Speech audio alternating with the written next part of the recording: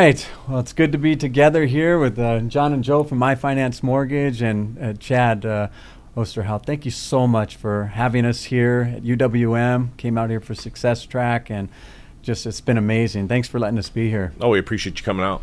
Yeah. Hey, you know what? We're always been very curious to see a little bit how you joined the company, some of your history, what you do now. Can you tell us a little bit?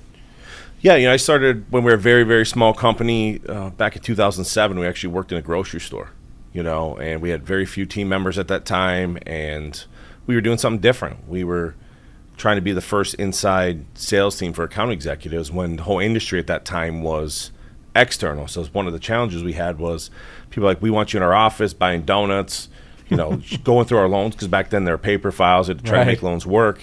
And we were like, well, we can go through 100 loans a day and 100 calls a day being in our office versus maybe being able to see 4 or 5 offices if you're on the road. So we were able to touch a lot more clients and capture market share that way. So I started there, and then I was as account executive, then I was a team lead, then I was one of the first sales leaders here, and then I started the correspondent channel back in 2013 to where it is today, where we do billions and billions monthly and annually in correspondent business. That's amazing. That takes us back to 2013, huh? Yeah, that's why I wanted to say thank you, Chad, because when we signed up with UWM, it was in 2013. And I know you talked to a lot of brokers, but you actually gave me the confidence to go, from broker to banker, coming out of the last market, crash.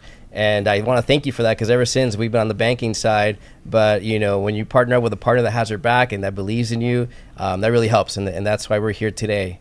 That's awesome. No, I love hearing those success stories. That's great. You're very welcome. Thank you. So another question we were thinking about is, why is now the best time to get into this business, the mortgage business? Well, I think it's really the best time to be a mortgage broker, right? For a few reasons. One, the notoriety of mortgage brokers coming up. Back in the day when subprime was around, brokers kind of had a bad stigma to them, right? They charge you points, there's prepayment penalties, but all that was true. Retail was doing the same thing. But as we've grown and we market with findamortgagebroker.com, or Mortgage Matchup is what it's called now, we're advertising with the NBA and WNBA, like raising that awareness just brings awareness to you guys and all the other mortgage brokers out there that it's faster, easier, and cheaper to use a mortgage broker than it is to use any retail bank or loan originator in the country, which raising the awareness is capturing that market share and expanding the footprint of all mortgage brokers across the country. Yeah, we see that when we're watching the basketball games, and we see it everywhere. And even if I'm scrolling on something, boom, there's an advertisement for Mortgage Matchup. And actually had a great experience. I took a live transfer call from it, and I'm working with a borrower right now to get his docs and get the file in. So I'm a believer in it. I know it works. Well, that's one of the keys, right? So answering the phone when we transfer, and we don't have retail, right? So the only way that we grow as a company is if you guys grow. And that's why we're willing to invest millions of dollars in things like Mortgage Matchup and technology and a platform to help you guys be successful. We want you to be, you could be a 1 or 2 man shop that has the technology and service as a huge retail lender, because we provide it to you guys for free. Yeah. We've had people ask us too, why do you guys go out to UWM so much? You just stay home and, watch the sales huddle from home, whatever. And we wanted to ask you that. What's, from your viewpoint, why should brokers come out here and bring their shop and realtors and all of that?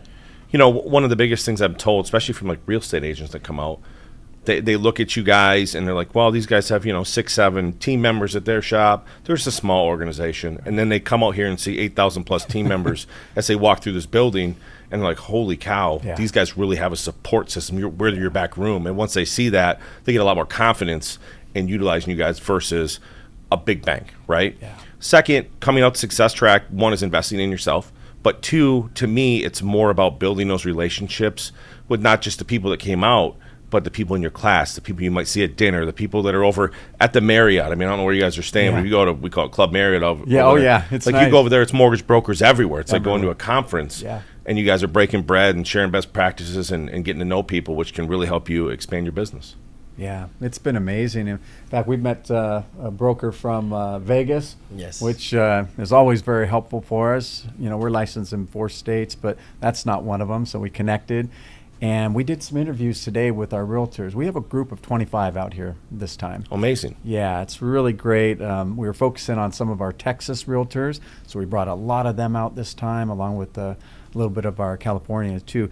But just in interviewing them at lunch, they were blown away, had no idea this is what's back here and what's behind us.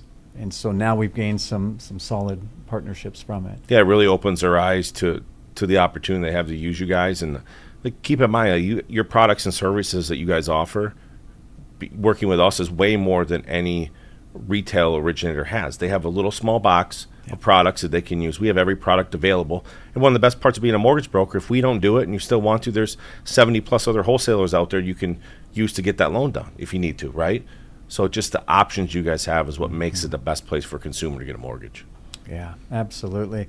Well, transition a little bit. We've talked shop a little bit too, and we had a nice podcast with Nick Gaudino as well. Found out some fun things that he likes to do. The guy's a climber.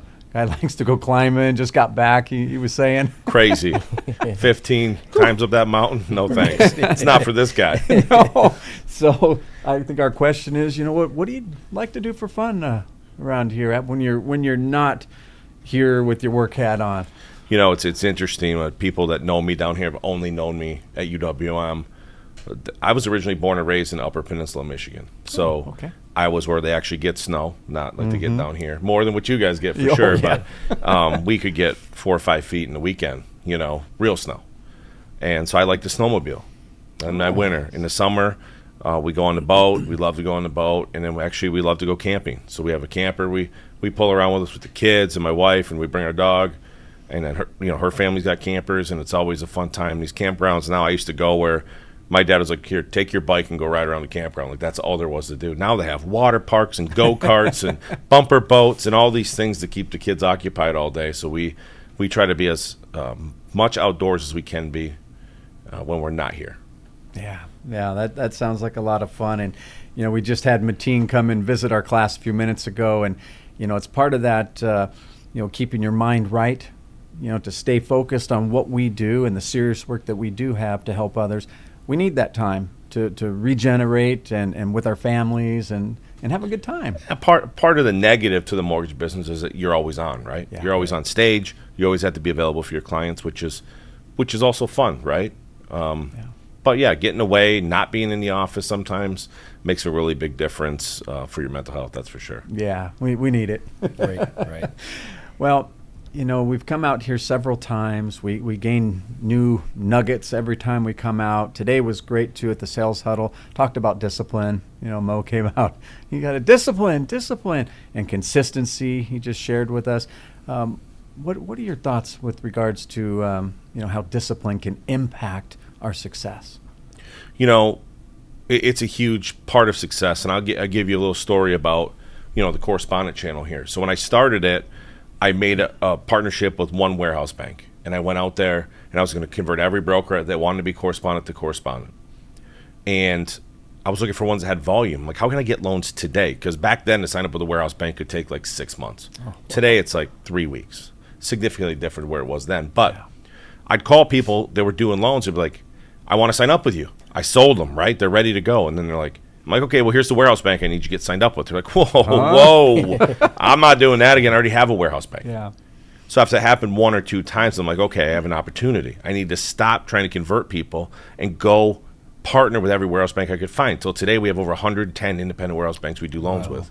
Wow. So the next time I call someone and they say, hey, I work with ABC Bank, I'm like, that's cool. They're already on our approved list. Here's our addendum. I'll have you approved in less than a week. It made that process significantly faster and easier, which is always the goal. Yeah, that's amazing. Well, you hit on another key point is speed. Right. And we talked about speed this morning too. Speed solves everything. And from our perspective as well, that's what our realtor partners want. That's what our borrowers want. Can you speak a little bit to the reason why we can count on speed here at UWM? Yeah, so one of the things that people think we're crazy, especially being a public company, right? We're overstaffed by design. We always have been. So we depend on having enough team members to handle the volume and double volume or triple scale volume. But now we use so much technology and AI to read documents, to allow those underwriters, instead of doing 10 loans a day, they can do 15 or 20. So now we can scale even more with the same amount of people. So no matter what, whether rates are at 5% or 2%, you're still going to get that consistent turn time. And so you hit those contingencies and everything that matters to your agents, so you can be successful every single time. Because that's really all that matters, right?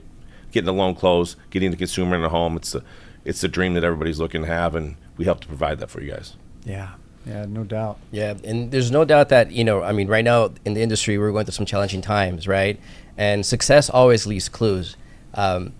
What's your take, Chad, on, how or why is it that some loan officers are surviving while some are thriving? What do you think it's the one thing that the loan officers are surviving right now that they can do different to start to thrive?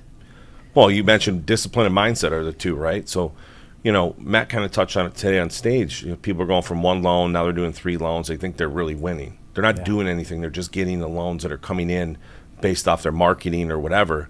There's so much business out there, trillions of dollars in loans right now that qualify to be refinanced, that retail loan originators are going after. They're 7-8%.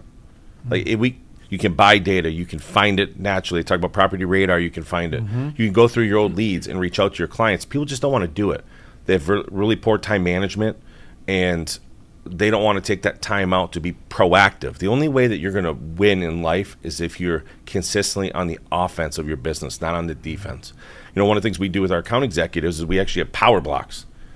They hate them. They usually think it was the dumbest thing ever, where you have to shut everything off besides your sales force, which is how they call out of, and call. And we can make it so you can only call people that don't send us loans, or only call people that send us 1 loan in the last 90 days. And they got to outbound solicit business to pay themselves first before they jump back in their pipelines, because that's what happens right now. Everybody gets busier. Now they're in their loans. Right. Well, let the processors do their job, and you do yours. Go get more loans, right? That's what we try to tell people. Yeah. Do that. That's why we came up with PA Plus and even Processor Assist. I was talking to somebody right before I came in here, and the owner said, well, what should we do different? I said, tell me exactly how your process works. So he's telling me, hey, at the end of the loan, the processor's working on the close. He said, I thought you had a closer. He's like, I do, but the processor was in the loan. I'm like, why don't you have a closing concierge? They could probably process 4 or 5 more deals a month. How much more would that mean to you to pay this additional person? He's like, that's a good idea. I never thought of that. Like, just going back and forth, letting the originators originate, the processors process, and the closers close. If you let people do their role, you'll be successful. Stay in your lane. Yep. Learn to do that. People call me and ask about conditions. I laugh. I'm like, I'm the last person you ask about those. I'd say you clear them all, man. Put a thing in closing, right? But no, that's one of the things that I've. People don't ask me those questions anymore. I haven't looked at a guideline in 15 years. Yeah. But I can tell you where to find it. Let's go to Chat UWM. That's right. Type this in, and we'll find it. And that's what I do. If you ask me, I do the same thing. Yeah, it's so effective. Well, I think we have one more question for you, and similar to what Joe, you were talking about, but to get out of that survival mode, there's work out there, as you mentioned, there's business out there. For that person that feels they just don't have it, they can't do it, what will it take for them to be successful and to close double, triple? Like Matt was talking this morning, we talked mindset, things like that. Is there anything else that you might want to add for success? Well, you have different types of people, right? You have somebody that's going to, just wait until the refis come to them, and they'll be successful in the ebbs and flows of the market. But when they have to provide great service and work with real estate agents, they're just never going to be successful. Yeah. You have to want to do it. It's the first thing I always tell people. The want is when you get out of bed in the morning, do you want to be successful? Right? What's the first thing you think about? I'll text Matina at like 5 a.m. Say I tapped in this morning, Matina, just to mess with them, right? But those are things that I think about. Like when I wake up in the day, when I go to bed at night, when I wake up in the morning, what I'm thinking about is what can we do differently to help mortgage brokers get more market share. That's the only thing that we think about here is how do brokers win.